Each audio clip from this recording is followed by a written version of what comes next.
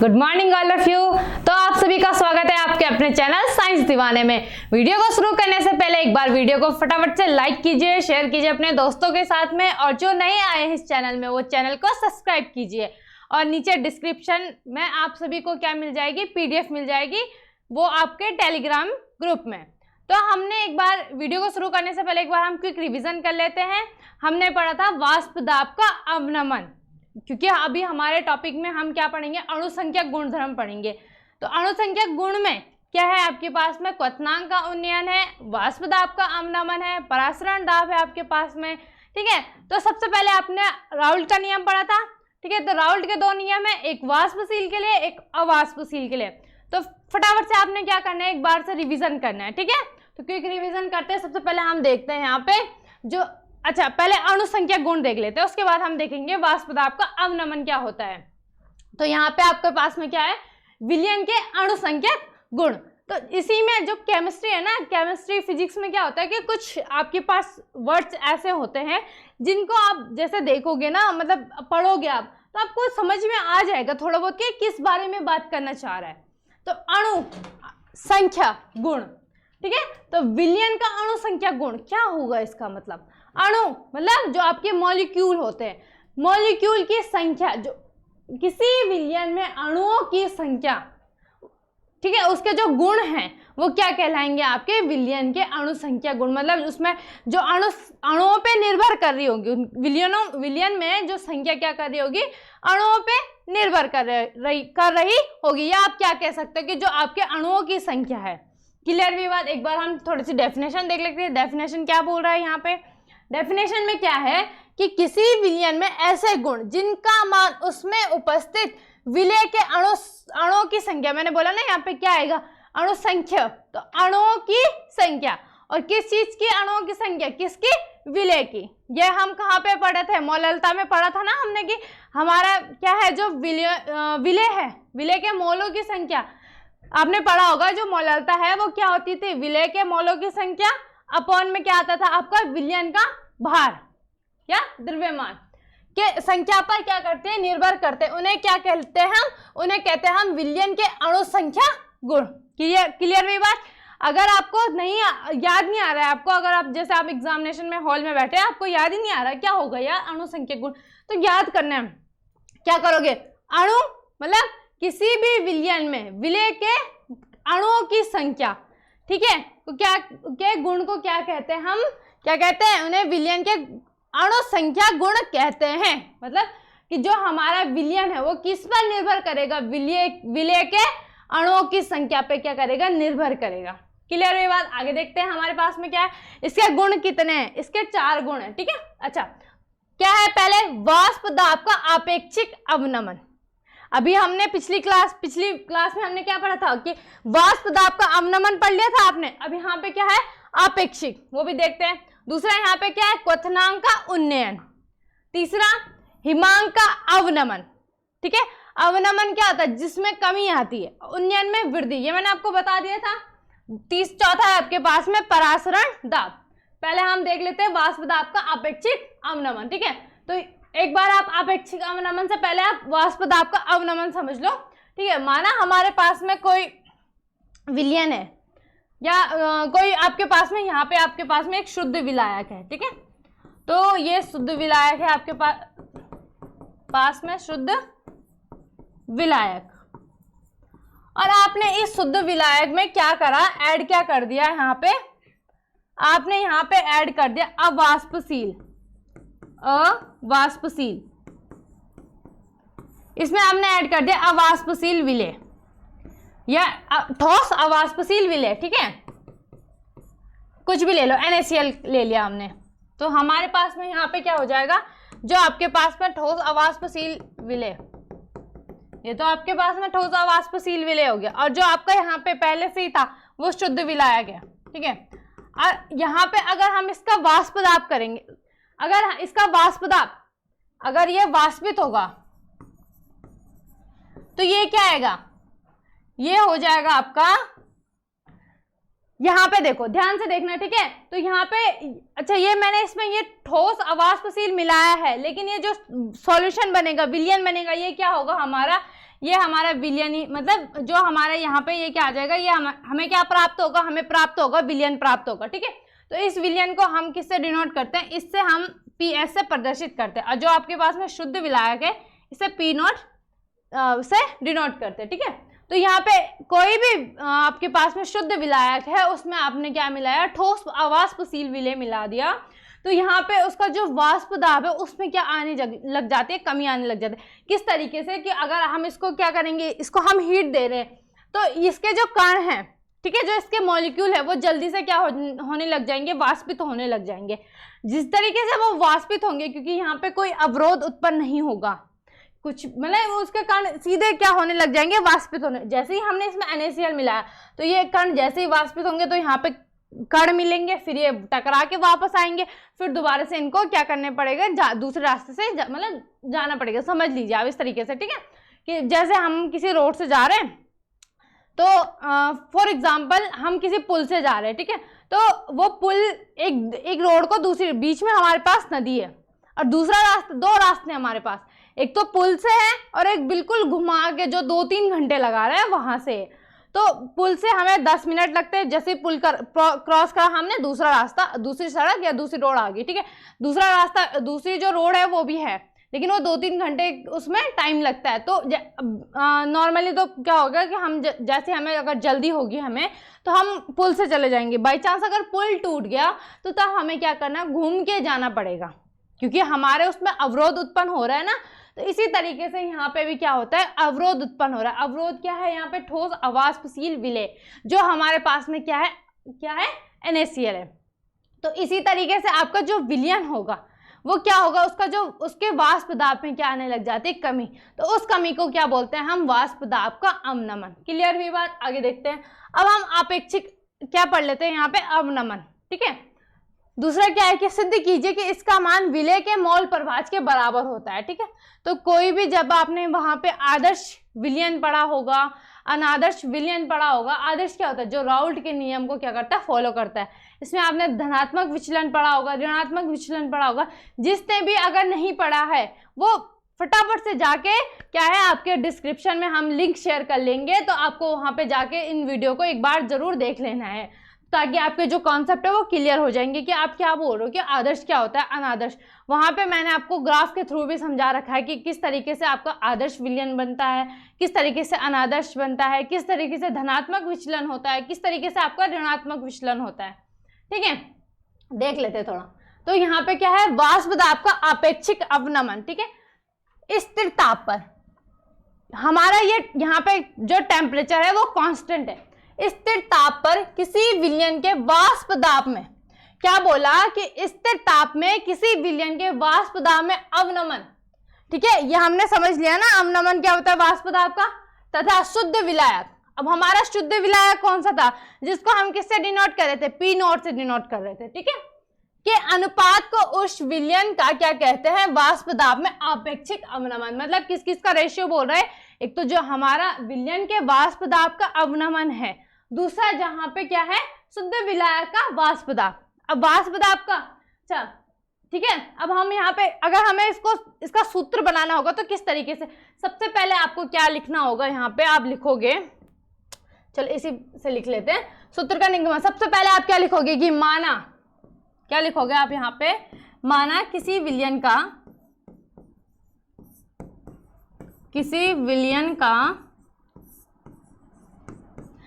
क्या है, किसी विलयन का वाष्प दाब, किसी विलयन के वाष्प दाब का अवनमन। माना किसी विलयन का वाष्प के लिखना। ठीक है, क्या लिखोगे आप यहाँ पे, के लिख देना। किसी विलयन के वाष्प दाब का अवनमन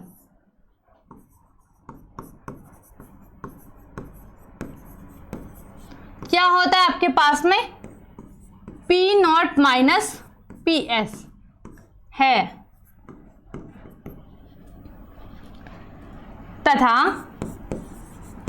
दूसरी चीज उसने क्या बोला, शुद्ध विलायक के वाष्प दाब।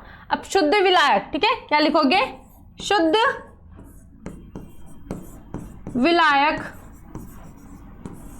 का वाष्प दाब क्या हो जाएगा आपके पास में, ये हो जाएगा आपके पास में पी नॉट, ठीक है। अब तो आप यहाँ पे सूत्र का निगमन करोगे, ये आपको लिखना जरूरी है, ठीक है, क्योंकि आप डायरेक्ट नहीं लिख सकते हो, तब पता तो चलेगा कि ये आया कहाँ से। अब आप यहाँ पे लिखोगे कि वाष्प दाब का अवनमन, ठीक है, ये तो हमने समझा दिया कि ये है। अब हमें यहाँ पे लिखना है कि जो वाष्प दाब है, वाष्प दाब का अवनमन क्या होगा आपके पास में, equals to P not minus P S. अब हमें क्या लिखना है कि वाष्प दाब का आपेक्षिक अवनमन, क्या लिखना है आपको, वाष्प दाब का आपेक्षिक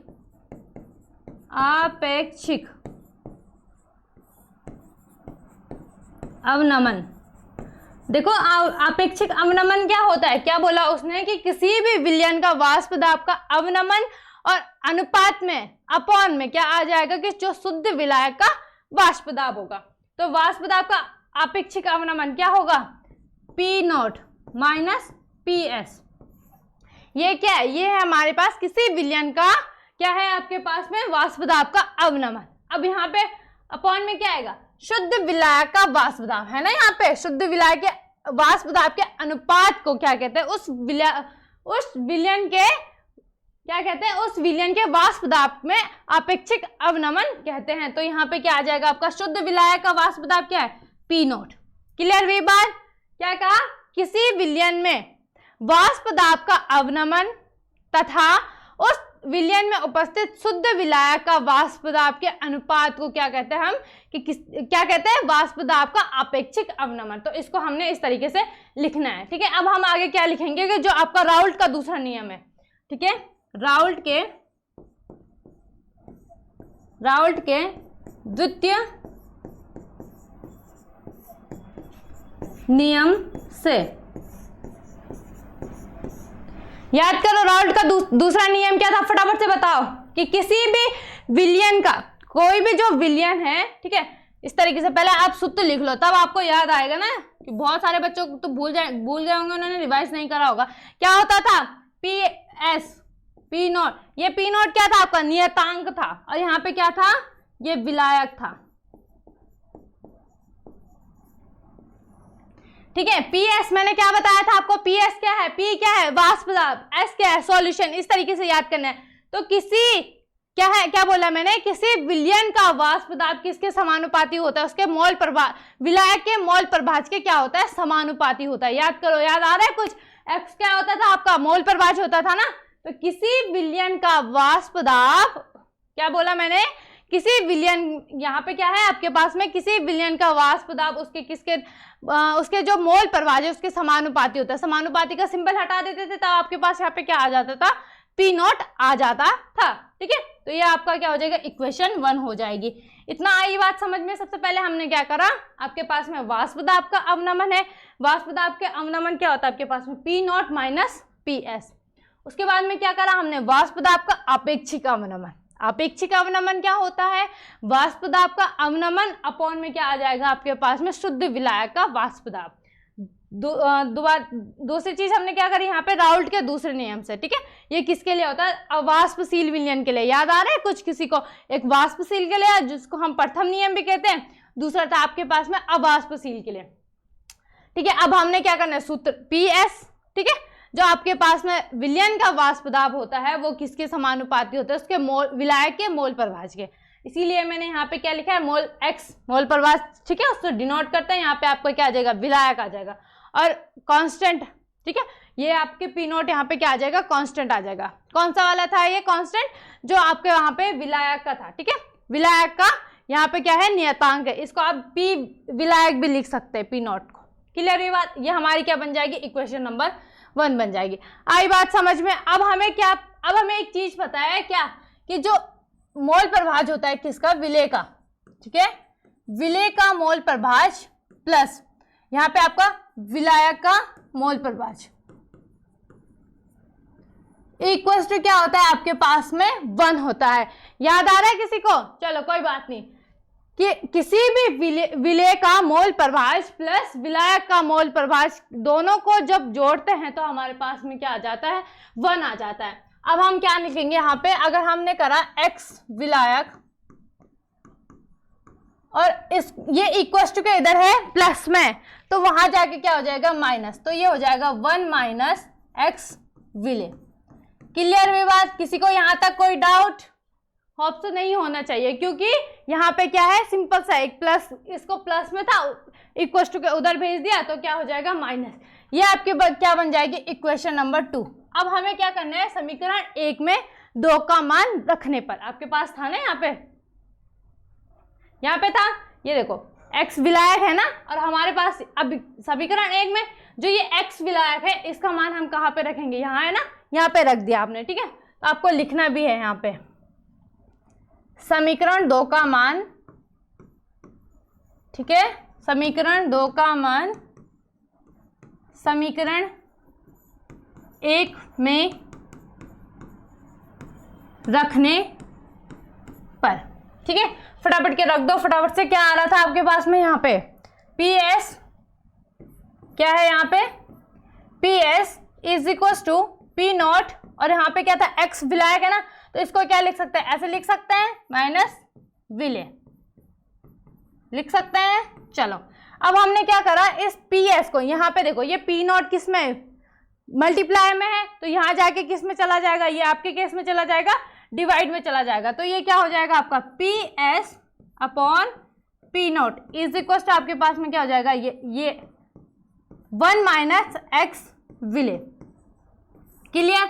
अब हमने क्या करा, इस यहाँ से जो आपके पास में ये इसका क्या कर दिया, पक्षांतर, इसको हमने किस में ले आए, हम प्लस में ले आए, तो इसको अगर हम इधर भेजते हैं तो ये किस में आ जाएगा, PS P not plus x विले, ठीक है, और यहाँ पे 1।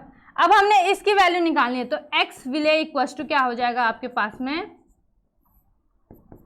1 माइनस, यहाँ पे ये PS अपॉन P नॉट किस में, प्लस में है, तो ये किस में चला जाएगा आपका, यहाँ पे माइनस में चला जाएगा। क्लियर हुई बात? यहाँ तक किसी को कोई डाउट तो नहीं है? क्या करा हमने, सबसे पहले हमने क्या करा, x विले प्लस x विलायक इक्वल टू हमारा क्या होता है 1, x क्या है, मोल परवाज है। क्लियर? फिर हमने क्या करा, x विलायक का मान निकाला, तो हमारा क्या हो जाएगा 1 माइनस x विले होगा। फिर हमने क्या करा, समीकरण 2 में समीकरण 1 का मान रखने पर, फिर PS equal to P naught 1 minus विले, ठीक है, क्योंकि विलायक का मान क्या था, ये था। फिर हमने वहां पे वैल्यू रखी, यहाँ पे हमारा ये P नॉट किस में था, मल्टीप्लाई में था, यहाँ जाके किस में चला जाएगा, ये डिवाइड में चला जाएगा, और यहाँ पे क्या हो जाएगा 1 माइनस x विले हो जाएगा। फिर हमने क्या करा, इसको हमने इसका पक्षांतर करा, तो माइनस से किस में आया, प्लस में आया। फिर हमने क्या कर दिया, यहाँ पे अगर मैं इसको डायरेक्ट करती ना, इसको इधर ले आते इसको, तो आपको समझ में नहीं आता, कुछ बच्चों को थोड़ा बहुत कंफ्यूजन हो जाती कि ये कैसे हुआ, इसीलिए मैंने एक स्टेप बढ़ा दिया ताकि किसी को भी कुछ भी डाउट ना रहे। फिर ठीक है, फिर हमने यहाँ पे क्या करा, PS 1 माइनस PS, और यहाँ पे क्या आ जाएगा आपके पास में P नॉट। क्लियर हुई बात? ये x विले। अब हमें क्या पता है, एक और चीज पता है हमें कि x विले इक्वल टू क्या होता है आपके पास में n upon n plus capital N। अब आपको फिर से क्या रख देनी है, यहाँ पे वैल्यू रख देनी है। वैल्यू कहाँ पे, अच्छा आप यहाँ पे क्या कर सकते हो, यहाँ देखोगे आप, ठीक है। अभी हम इसके बाद मैं यहाँ से यहाँ कर रही हूँ, ठीक है, एरो लगा देती हूँ ताकि आपको कंफ्यूजन ना हो। ये यहाँ पे अब हम वैल्यू रख दो पहले, ठीक है, फटाफट से आपने क्या करना है, इसकी वैल्यू रख दो। तो यहाँ पे क्या हो जाएगा, n upon n plus capital N equal to क्या हो जाएगा 1 minus PS upon P naught, तो हो जाएगा n upon n plus capital N equal to, अच्छा आप यहाँ पे क्या कर सकते हो, इसको इस तरीके से लिख सकते हो, 1 माइनस PS को P नॉट, सॉरी यहाँ पे आप क्या करो, मैंने डायरेक्ट लगा दिया ना, ये था ना आपके पास में,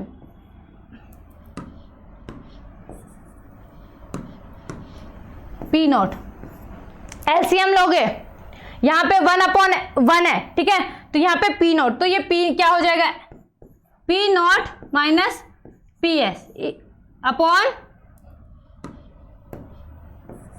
क्या हो जाएगा आपका यहाँ पे अपॉन P नॉट। क्लियर भी बात? ये ऐसा नहीं है कि ये आप 12th क्लास में चले गए होंगे, अब आपको समझ में आ गया, मतलब आप समझ सकते हो कि मैंने ये कैसे लिखा। ठीक है, क्या करा मैंने एक बार फिर भी मैं समझा लेती हूँ।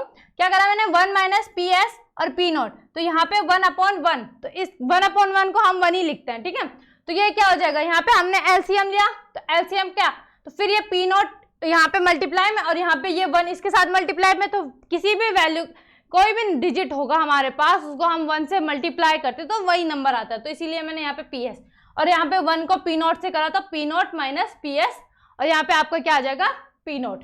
क्लियर भी बात, तो हम इसको इस तरीके से लिख सकते हैं। ठीक है, P not minus P S upon में यहाँ पे क्या आ जाएगा आपका पी नॉट। क्लियर भी बात, क्या करा हमने यहाँ पे, जो आपके पास में यहाँ पे ये शायद ऐसे ही आ गया होगा आपका। ठीक है, चलो हाँ, क्या करा हमने यहाँ पे जो एक्स विले था उसका मान क्या रखा, N upon N plus capital N. ठीक है, और उसके बाद हमने क्या करा यहाँ पे, इन दोनों को क्या, इसको हम इक्वेशन 3 भी मान लेते हैं। ठीक है, क्या मान लेते हैं, और इसको इक्वेशन 4 मान लेते हैं। तो समीकरण 3 और 4 में वैल्यू रखने पर, इसको भी लिख ही लो आप। ठीक है, तो क्या लिखोगे आप, समीकरण 3 और 4, समीकरण 4 में मान रखने पर, मान रखने पर। ठीक है, तो इन दोनों, ये दोनों क्या हो जाएंगे, दोनों सेम है, एक्स विले, तो इन दोनों की वैल्यू हमने रख दिया। उसके बाद मैंने आपको समझा दिया ना, ये 1 minus P S upon P not कैसे आया। तो ये यहाँ पे क्या हो जाएगा, इसका जब हमने एलसीएम लिया तो ये क्या हो जाएगा, P not minus P S और अपॉन में क्या आ जाएगा आपका पी एस आ जाएगा। उसके बाद हमने क्या करा यहाँ पे, अब आपको एक चीज पता है कि आपके पास में ये एन होता था, कुछ याद आ रहा है, मोलरता में एन क्या होता था आपके पास में, या ई क्या होता था, किसी, अगर आपने पढ़ा होगा, मैंने शॉर्ट्स में भी उसमें समझा रखा है, अम्लता, क्षारकता या संयोजकता भी मैंने आपको बता रखी है। ठीक है, दूसरी चीज मैंने उसमें अणुभार भी बता रखे हैं आपको, तुल्यांकी भार बता रखा है। तो आपको क्या करना है, यहाँ पे जो आपके पास में एन है, स्मॉल एन, ये क्या होता है आपका, फटाफट से बताओ, जल्दी से बताओ, क्या होता है, भार अपॉन अणुभार, और कैपिटल एन क्या होता है, capital W upon capital M. क्या याद आ रहा है किसी को, जल्दी बताओ, यही किस में पढ़ा था हमने, मोलरता में पढ़ी थी ना, जो आपके पास में मोलरता थी, नॉर्मलता, फॉर्मलता, उसमें हमने ये, जब मैंने आपको न्यूमेरिकल कराए होंगे ना, मैंने जरूर समझाया होगा कि ये आपका जो तुल्यांकी भार भी बता रखा होगा आपको, अणुभार भी बता रखा, किस तरीके से आपको अणुभार निकालना है। ठीक है, अब आपको क्या करनी है, यहाँ पे फटाफट से वैल्यू रख देनी है, तो रख दो, आप वैल्यू रखोगे। ठीक है, चलो वैल्यू रख देते हैं हम। तो सबसे पहले हम स्मॉल एन की वैल्यू रख देते हैं, तो ये क्या हो जाएगा, डब्ल्यू अपॉन एम, नीचे भी वही रख दो, डब्ल्यू अपॉन एम। यहाँ पे आपका क्या हो जाएगा, प्लस में क्या है, capital W capital M. Clear भी बात, कोई डाउट नहीं होना चाहिए। ठीक है, यहाँ पे आपका क्या हो जाएगा, P not minus P S upon में आपके क्या आ जाएगा, पी नॉट आ जाएगा। अब आपको क्या करना है यहाँ पे, अब ज़्यादा कंफ्यूज नहीं होना है, ऐसे नहीं क्या कोई यहाँ पे एलसीएम ले रहा है, फिर यहाँ पे भी एलसीएम ले रहा है, ऊपर फिर मल्टीप्लाई डिवाइड कर रहा है। ठीक है, एक और चीज़ याद रखनी है आपको, जो आपका स्मॉल एन होता है वो क्या होता है, कैपिटल एन से क्या होता है, छोटा होता है। तो इसको हम क्या पढ़ेंगे, N less than equals to, sorry N, हाँ एन क्या हो जाएगा आपका, किससे छोटा होगा, कैपिटल एन से। तो कैपिटल एन का जो मान होगा, या आप क्या कर सकते हो यहाँ पे, एन प्लस कैपिटल एन, वो क्या हो जाएगा आपका इक्वल्स टू के। ठीक है, वो क्या होगा, ये हम इसको क्या लिख सकते हैं, कैपिटल एन ही लिख सकते हैं। क्लियर हुई बात। अब हमने जब यहाँ पे इसको कैपिटल एन, तो जहां पे आपके पास में यहाँ पे क्या होगा, इसको हम क्या लिख सकते हैं, आपका यहाँ पे ना, तो इसको हमने क्या लिख दिया, स्मॉल एन है, तो इसको हम क्या लिख सकते हैं, यहाँ पे कैपिटल एन लिख सकते हैं। तो ये आ जाएगा आपका P not S minus P S upon P not, और ये आपका क्या आ जाएगा, एन अपॉन कैपिटल एन। ठीक है, फिर यहाँ पे आप इसको किस तरीके से लिख सकते हो, अब फिर से आपने वैल्यू रखनी है, तो ये आ जाएगा आपके पास में P not minus P S upon P naught is equal to आपके पास में क्या आ जाएगा, W M equal to capital W और कैपिटल एम। फिर वैल्यू रख दो फटाफट से, तो ये आ जाएगा आपके पास में P not minus P S upon P naught. Is equal to capital W। यहाँ देखो, सॉरी अभी मैं समझाती हूँ पहले ना, नहीं तो आपको समझ नहीं आएगा कि ये आया कैसे, कंफ्यूज हो जाओगे। देखो यहाँ पे मैंने आपको बताया था ना कि जो आपका थर्ड वाला टर्म होता है उसकी मल्टीप्लाई किससे होती है, सेकंड वाले से, और जो फोर्थ वाला टर्म होता है उसकी मल्टीप्लाई किससे होती है, फर्स्ट वाले टर्म से। तो यहाँ पे आपका क्या हो जाएगा, small w multiply capital M, और यहाँ पे क्या हो जाएगा, स्मॉल m मल्टीप्लाई आपका क्या हो जाएगा, कैपिटल W। ठीक है, क्या है आपके पास में, ये कैपिटल W है। ठीक है, तो ये आपका जो मेन फॉर्मूला बन जाएगा किसका, वाष्प दाब का आपेक्षिक अवनमन का। वो अभी हम इससे रिलेटेड कुछ न्यूमेरिकल करेंगे तो आपको अच्छे से समझ में आ जाएगा।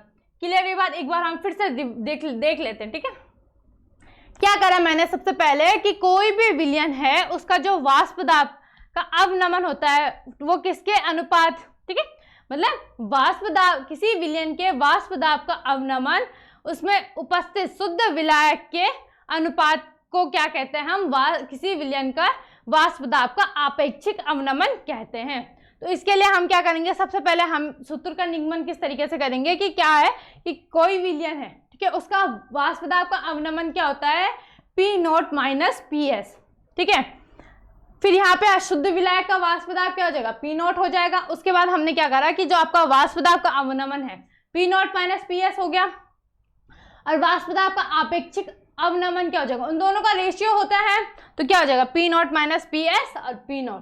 क्लियर, राउल्ट का दूसरा नियम क्या था आपके पास में, PS इक्वल टू P0, और यहाँ पे आपका डॉट, यहाँ पे क्या है, x विलायक, x विलायक क्या है, विलायक का मोल प्रभाष। ठीक है, क्लियर, आगे देखते हैं। फिर यहाँ पे क्या है, x विलेय प्लस x विलायक, मतलब विलेय का मोल प्रभाष और विलायक का मोल प्रभाष किसके बराबर होता है, 1 के बराबर होता है। तो यहाँ पे x विलायक इक्वल टू क्या हो जाएगा, 1 माइनस x विलेय, ये बन जाएगी हमारी समीकरण नंबर 2। उसके बाद हमने क्या करा, समीकरण 2 में समीकरण 1 का मान रखने पर, तो x विलायक था ना आपके पास में, याद करो PS इक्वल टू P0 नियतांक था, और इंटू में क्या था, विलायक का मोल प्रभाष, जिसको हम x विलायक से डिनोट करते हैं।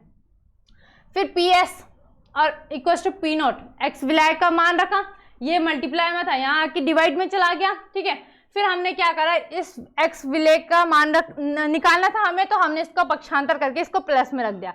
जब हमने इसको प्लस में रख दिया तो यहाँ से ये PS अपॉन P0 क्या हो जाएगा, प्लस में है तो पक्षांतर करने पर ये माइनस में चला जाएगा। ठीक है, तो x विलेय इक्वल टू क्या हो जाएगा, 1 माइनस PS अपॉन P0। ठीक है, उसके बाद हम इसको किस तरीके से लिख सकते हैं, यहाँ पे किस तरीके से लिख सकते हैं, यहाँ पे 1 माइनस PS अपॉन P0, यहाँ पे हमने एलसीएम लिया तो क्या हो जाएगा, P0 minus PS upon P0। फिर हमने क्या करा, x विलेय इक्वल टू क्या हो जाएगा, n upon n plus n। ठीक है, उसके बाद यहाँ पे देखो समीकरण 3 में समीकरण 4 का मान रखने पर, मतलब जो हमारे पास x विलेय, दोनों को हमने क्या कर दिया, बराबर।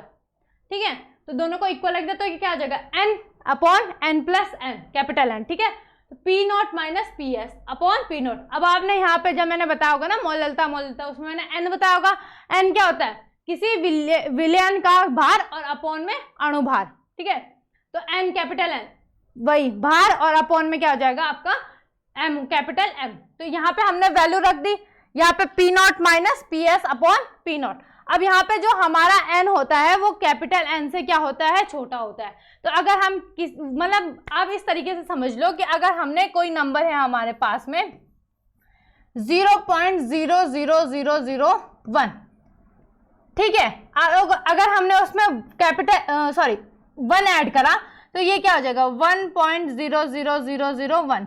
तो इसको हम क्या लिखते हैं, 1 ही तो लिखते हैं ना, तो इस तरीके से आई बात समझ में कि इसका मान बहुत कम है, इस वजह से हम इसको, अगर हम इसको n से ऐड भी करते हैं तो क्या हो जाएगा, कैपिटल N ही रहेगा। तो उसके बाद हम वैल्यू रख देते हैं, तो ये क्या हो जाएगा, स्मॉल, यहाँ पे है ना आपके पास में ये n, small n plus capital N, तो इसको हमने n ही रख दिया। ये आई बात समझ में। फिर हमने क्या रख दिया, मान रख दिया। मान रखने के बाद हमारे पास में क्या आया, जो फाइनल हमारा सूत्र बना वो क्या बना, P0 माइनस PS अपॉन आपका क्या बनेगा यहाँ पे P0। उसके बाद हमने यहाँ पे क्या करा, जो आपका इक्वल टू क्या हो जाएगा, W into capital M upon small m into capital W। ये आपका फाइनल सूत्र बन जाएगा। क्लियर हुई बात, आई बात समझ में? चलो आगे देखते हैं। एक बार हम फटाफट से न्यूमेरिकल देख लेते हैं। तो न्यूमेरिकल क्या है आपके पास में यहाँ पे कि 27 डिग्री सेल्सियस ताप पर यूरिया याद आ रहा है आपको, NH2CO के 25% जलीय विलयन में वाष्प दाब का आपेक्षिक अवनमन की गणना कीजिए। अभी हमने आपेक्षिक अवनमन का सूत्र पढ़ा था। सबसे पहले आप क्या लिख दोगे यहाँ पे, फटाफट से आपेक्षिक अवनमन का सूत्र लिख दो। ठीक है, क्या होगा यहाँ पे आप लिखोगे, चलो पहले हम एक काम करते हैं, वैल्यू रख देते हैं। ठीक है, कि क्या क्या दे रखा है हमें। टेम्परेचर की जरूरत है आपको, नहीं है तो उसको लिखने की जरूरत नहीं है। यूरिया, दूसरा क्या दे रखा है, यूरिया। अब यूरिया का अणुभार लिख दो सबसे पहले। यहाँ पे क्या होता है यूरिया का फॉर्मूला, NH2CO तो इसका अणुभार कितना होता है फटाफट से बताओ। तो ये स्मॉल m हो जाएगा आपके पास में 60। याद है, किस किस को याद है? ठीक है, अब उसमें क्या दे रखा, 25% जलीय विलयन में 25% जलीय विलयन दे रखा। इसका मतलब हमें क्या दे रखा, स्मॉल w कितना दे रखा, 25 ग्राम। तो कैपिटल W आप इजिली निकाल लोगे, क्या हो जाएगा आपके पास में 100 माइनस 25, तो ये हो जाएगा आपके पास में 75 ग्राम। क्लियर? अब आपको क्या निकालना है, इसका आपेक्षिक अवनमन निकालना है। तो इसके लिए आपको एक फॉर्मूला, ठीक है, तो आप यहाँ पे लिखोगे क्या है, वाष्प दाब का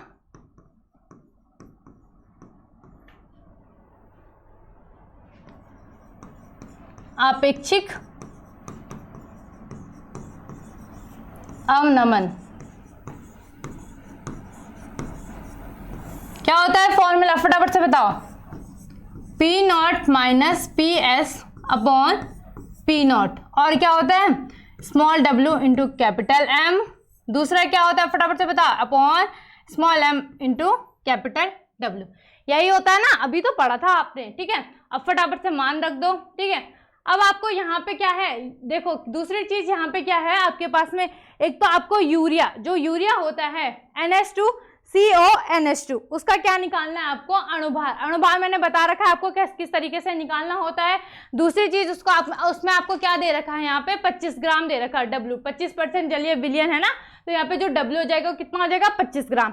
कैपिटल W मैंने बता रखा है 100 में से जो आपके पास में स्मॉल w है, मतलब जो इसका जलीय विलयन दे रखा है उसको माइनस कर देते, तो क्या बच जाएगा, क्या हो जाएगा 100 माइनस 25 क्या हो जाएगा 75 ग्राम।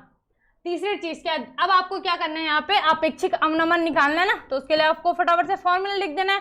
फॉर्मूला क्या होता है अपेक्षिक अवनमन का, P0 minus PS equals to क्या हो जाएगा, अपॉन में P0 ना small w into capital M, और M इक्वल्स टू क्या हो जाता है आपके पास में यहाँ पे small m into capital W। ठीक है, आप इसको दो फॉर्मूले से कर सकते हो। दूसरा, जहां पे एक बार हमने क्या पढ़ा था, जब हमारे पास में स्मॉल n बहुत ज्यादा छोटा होता है कैपिटल N से, तो n plus n capital N वो हमारा इक्वल टू n ही होता है। तो उसके अब हमारा दूसरा फॉर्मूला इसमें क्या होता है, एक ये वाला फॉर्मूला भी तो होता है P0 minus PS equal to P0, जिसमें हमारा क्या होता है n upon n plus n, तो वो होता है हमारे पास स्मॉल w अपॉन आपका क्या होता है m। ठीक है, और यहाँ पे आपका क्या होता है स्मॉल w अपॉन m, और यहाँ पे आपका क्या हो जाता है capital W upon capital M। ये इस तरीके से कुछ होता है फॉर्मूला, याद करो जल्दी से बताओ, होता है होता है। तो अब आपको क्या रखना है, यहाँ पे वैल्यू रख देनी है फटाफट से। ठीक है, दूसरी, अच्छा हाँ मैंने दूसरी चीज बताई ना आपको। दूसरी चीज यहाँ पे आपके पास में जो कैपिटल M है, ये क्या होता है, जो आपके पास में विलायक होता है उसका अणुभार होता है। ठीक है, कैपिटल M क्या होता है, विलायक का अणुभार। तो विलायक क्या है आपके पास में, जल है जो क्या कर रहा है, घोल रहा है, विलायक ना। तो यहाँ पे कैपिटल M क्या हो जाएगा, आपको यहाँ पे कैपिटल M भी लिखना है। ठीक है, तो कैपिटल M क्या हो जाएगा, फटाफट से बताओ, जल का अणुभार कितना होता है, फटाफट से कमेंट बॉक्स में लिखो। ये होता है आपका 18। अब आपको कुछ नहीं करना है, बस फटाफट से वैल्यू पुट कर देनी है, लिख दो फटाफट से। चलो, तो P0 minus PS P0 value रख दो। स्मॉल w कितना है, small w 25, cap small m कितना है आपके पास में 60 अपॉन स्मॉल w 25, स्मॉल क्या है आपके पास में small w 25 small m 60 plus capital W कितना है आपके पास में 75, और स्मॉल ये कितना है एम कितना है आपके पास में, मतलब जो विलायक है उसका अणुभार कितना है 18, ठीक है। अब आपका क्या हो जाएगा, ये P not minus P S upon में पी नॉट। तो क्या करना है आपको, फटाफट से देख लो, ये किससे कैंसिल हो रहा है, 5 से हो रहा है, तो यहाँ पे आपका हो जाएगा 5, 5 5 जो 25, यहाँ पे आपका क्या हो जाएगा 12, 12 5 जो 60, ठीक है। इसी तरीके से यहाँ पे भी 5/12 हो जाएगा, ये कैंसिल हो रहा है, ये किससे हो रहा है आपका 3 से हो रहा है, तो 25, यहाँ पे क्या हो जाएगा आपका, ये आ जाएगा आपका यहाँ पे 6 आ जाएगा, ठीक है। फिर से अब आप यहाँ पे रख दो 5/12 प्लस 25/6, ठीक है। एक दो तरीके हैं इसको सॉल्व करने के, आप क्या कर सकते हो, एक तो यहाँ पे एलसीएम ले सकते हो, ठीक है। दूसरी चीज आप अगर कैंसिल करना चाहो तो वो भी कर सकते हो, ठीक है। तो हम यहाँ पे क्या करते हैं, एलसीएम ही ले लेते हैं, एलसीएम से ज़्यादा इजी पड़ेगा, ठीक है। पी नॉट, मैं हर एक स्टेप भी नहीं छोड़ रही हूँ, मैं हर स्टेप आपको समझा रही हूँ कि किस तरीके से करना है ताकि आपको दिक्कत ना रहे, ठीक है। किसी को तो ये इजीली समझ में आ जाएगा, क्योंकि अगर तुम्हारा बेस क्लियर होगा तो तुम्हें आगे दिक्कत नहीं होती है, और अगर किसी का बेस क्लियर नहीं होगा ना तो उसको छोटी छोटी चीज़ों में भी क्या होने लग जाती है, दिक्कत होने लग जाती है। तो ये या तो आप यहाँ पे क्या कर सकते हो, एलसीएम लेके कर सकते हो, दूसरी चीज आप इसको डिवाइड करके कर सकते हो। अगर आप डिवाइड करते हैं, ठीक है, एलसीएम से भी आप कर लेना, एक बार कोशिश करना खुद से, ठीक है। तो मैं डिवाइड ही कर देती हूँ, ठीक है। तो ये आ जाएगा आपके पास में 0.41 अपॉन 0.41 प्लस आपका 416। कैसे आया यहाँ पे, अगर हम यहाँ पे जब हम किसी भी नंबर को हम डिवाइड करते हैं तो यहाँ पे हम 0 बढ़ा देते हैं और पॉइंट लगा देते हैं, तो इस तरीके से आपको इसको सॉल्व करना है, ठीक है। ये आपका डिवाइड करके कुछ इस तरीके से आएगा। मैं इसके बाद चलो यहाँ पे लिख देती हूँ, तो ये क्या आएगा, P not minus P S upon P naught, तो ये आ जाएगा आपके पास में 0.41। इन दोनों को ऐड कर दो, ऐड करने पे क्या हो जाएगा, देखो ये क्या हो जाएगा, यहाँ पे 6 + 1 7 हो जाएगा, 4 प्लस यहाँ पे 4 + 1 5 हो जाएगा, तो ये क्या आ जाएगा आपके पास में 4.57, क्या आ जाएगा आपके पास में 4.57, ठीक है। इसको आपने क्या करना है, अगेन डिवाइड करना है, तो ये कुछ इस तरीके ये आएगा आपका, जो आएगा P naught P S equals to P naught, तो ये डिवाइड करके आएगा आपका 0.089, तो ये क्या आ जाएगा आपका, किसी विलयन का आपेक्षिक अवनमन, ठीक है, वाष्प दाब का आपेक्षिक अवनमन। क्लियर हुई बात, तो ये आपका क्या हो जाएगा, यहाँ पे आंसर हो जाएगा। ये इस तरीके से आपने इसको प्यार से अच्छे से डब्बे में बंद कर देना आंसर को, ठीक है। चलो यहाँ पे आंसर भी लिख देना। क्लियर हुई बात, क्या करा सबसे पहले, अणुभार किसका होता है, जो स्मॉल एम होता है वो विलेय या विलेय का अणुभार होता है। दूसरी चीज स्मॉल डब्ल्यू आपको दे रखा था 25 ग्राम, हमने कैपिटल डब्ल्यू निकाल दिया, 100 - 25 75 हो गया। इस तरीके से एम क्या होता है, जो विलायक होता है उसका अणुभार हो जाएगा, ठीक है। तो विलायक क्या था, जल था, जल का अणुभार कितना होता है 18 होता है, H2O ना। तो वाष्प दाब का अपेक्षिक अवनमन फॉर्मूला लगा देना है। एक फॉर्मूला ये था, जब हमारे पास में क्या होता था कि जो हमारा एन होता है स्मॉल एन वो लेस देन क्या होता है, कैपिटल एन होता है, तो वो तब हमारे ये वाला फॉर्मूला लगता है, नहीं तो हमने यहाँ पे ये वाला फॉर्मूला लगाया, ठीक है। हमने कौन सा वाला लगाया, ये वाला फॉर्मूला लगाया, तो हमारा जो आंसर आएगा आपने कुछ इस तरीके से अच्छे से, एक भी मिस्टेक नहीं करनी है। अगर आप गलती करो, जहां आपने गलती करी आप वहां फंस जाओगे, ठीक है। तो आप फिर अच्छी तरीके से आपने सॉल्व करना है, जितना इजी हो, कोई भी कैलकुलेशन जितनी आसानी से आप कर सको, जितना उसको आसान कर सको आप कीजिए, तब आपको दिक्कत नहीं होगी। चलो नेक्स्ट न्यूमेरिकल में बढ़ते हैं। क्या है हमारे पास क्वेश्चन, 18 ग्राम C6H12O16, यहाँ पे ये O16 नहीं है, क्या है यहाँ पे O6 आ जाएगा, ये C6H12O6।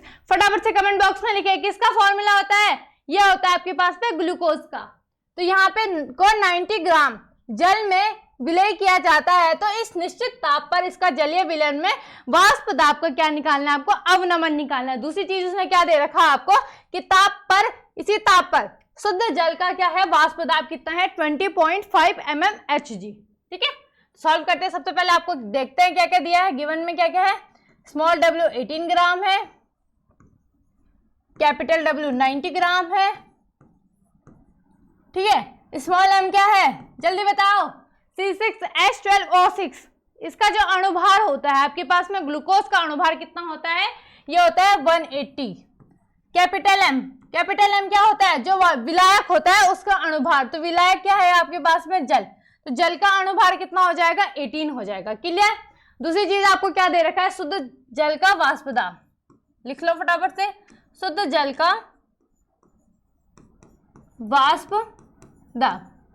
शुद्ध जल का वाष्प दाब क्या होता है, किससे डिनोट करते हैं, पी नॉट से, तो ये हो जाएगा आपके पास में 20.5 mmHg। ठीक है। अब हमारे पास जो फॉर्मूला होता है, फॉर्मूला क्या होता है, वाष्प दाब का आपेक्षिक अवनमन। तो इसके लिए आपका जो फॉर्मूला होता है वो क्या होता है, P not minus P S upon P naught is equal to W upon M. ठीक है, small W upon small M, और प्लस में आपका क्या आ जाता है, प्लस में आता है आपके पास में capital W upon capital M. ठीक है, पी नॉट की वैल्यू दे रखी है, इसकी वैल्यू हमें क्या निकालना है, वाष्प दाब का अवनमन निकालना है। ठीक है, तो उसके लिए हम आपके पास में क्या फॉर्मूला होगा, फटाफट से बताइए, वाष्प दाब का अवनमन तो क्या हो जाएगा, P not minus P S is equal to W upon M plus capital W upon capital M. और यहाँ पे मल्टीप्लाई में क्या चला जाएगा आपके पास में, मल्टीप्लाई में आपके पास में, जल्दी बताओ फटाफट से, क्या चला जाएगा, मल्टीप्लाई में आपके पास में क्या चला जाएगा, जो जल है उसका वाष्प दाब, दैट्स मीन क्या चला जाएगा, पी नॉट। क्लियर हुई बात। अब वैल्यू रखनी है आपको, वैल्यू क्या क्या है आपके पास में, सबसे पहले स्मॉल डब्ल्यू कितना है आपके पास में, 18 है। ठीक है, स्मॉल यही है ना फॉर्मूला आपके पास में, पहले अच्छे से लिख लेते हैं ना इस फॉर्मूले को ताकि दिक्कत ना आए। तो P not minus P S, ठीक है, वैल्यू रख दो, क्या होता है स्मॉल डब्ल्यू कितना था, 18 अपॉन स्मॉल एम कितना था आपके पास में, 180 ये था। ठीक है, दूसरी चीज फिर से आपको पास इसको ऐसे एज इट इज लिखना है, प्लस कैपिटल डब्ल्यू कितना था, 90 था, और स्मॉल डब्ल्यू दूसरी चीज आपको कैपिटल एम कितना था, 18 अणुभार था ना विलायक का, तो फटाफट से कर दो इसको, पी नॉट पी एस, फटाफट से जो कर रहा है सॉल्व करके आंसर बताओ कितना आ रहा है, 1/10। ठीक है, ये भी कट जाएगा। हाँ, यहाँ पे आपको एलसीएम लेना पड़ेगा ना पहले, ये तो आप गड़बड़ करोगे इसमें। ठीक है, यहाँ पे हम पहले इसका एलसीएम ले लेते हैं, इसको तो आप कैंसिल कर दो, तो ये क्या आ जाएगा 1/10। यहाँ पे आपका क्या आ जाएगा, यहाँ पे आपका आ जाएगा, यहाँ पे इसको एक हटा देते हैं ना यहाँ से। ठीक है, तो यहाँ पे अगर आप एलसीएम लोगे तो यहाँ पे देखो 180 और 18 का एलसीएम कितना आएगा, 180 आएगा। यहाँ पे 1 से 18 × 1 कितना आएगा आपके पास में, 18 ही आएगा। प्लस में यहाँ पे देखो, यहाँ पे अगर हम इसको 90 × 10 होगा तो ये यहाँ पे क्या आ जाएगा आपके पास में 900, ये एलसीएम करके आया। ठीक है, यहाँ पे आपका क्या आ जाएगा 180। अगर आप यहाँ पे कैंसिल भी ना करो तो आप 180 से 180 को कैंसिल कर दोगे, कोई बात नहीं, हम क्या करेंगे 0 से इसको कैंसिल कर देते हैं, ये यहाँ चला जाता है। ठीक है, क्या बताया था ना, फोर्थ की मल्टीप्लाई फर्स्ट से होती है, थर्ड की मल्टीप्लाई सेकंड से होती है, तो ये आ जाएगा P not minus P S equal to 18 upon क्या आ जाएगा आपके पास में 18, और अपॉन यहाँ पे क्या आ जाएगा आपके पास में 900। क्लियर हुई बात। ये यहाँ से कहाँ चला गया, ये है ना फोर्थ टर्म है, ये इसकी मल्टीप्लाई फर्स्ट टर्म से हो गई और इसकी मल्टीप्लाई किससे हो गई, आपके थर्ड टर्म से हो गए, तो ये इस तरीके से कुछ आएगा। ठीक है, उसके बाद अगर हम यहाँ से इसको डिवाइड भी करते हैं तो 18/18 कितना आएगा 1, और अगर हम इनको सेपरेट करते हैं तो 18/900 तो 1/5 आ जाएगा। तो उससे अच्छा हम इसको डायरेक्ट भी लिख सकते हैं, आप डायरेक्ट लिखोगे इसको तो ये कुछ इस तरीके से। अच्छा, यहाँ पे आपके इंटू में क्या चल रहा था, 20.5 भी चल रहा था, वो लिखना बिल्कुल नहीं भूलना है, 20.5, यहाँ पे भी 20.5 भी चल रहा था।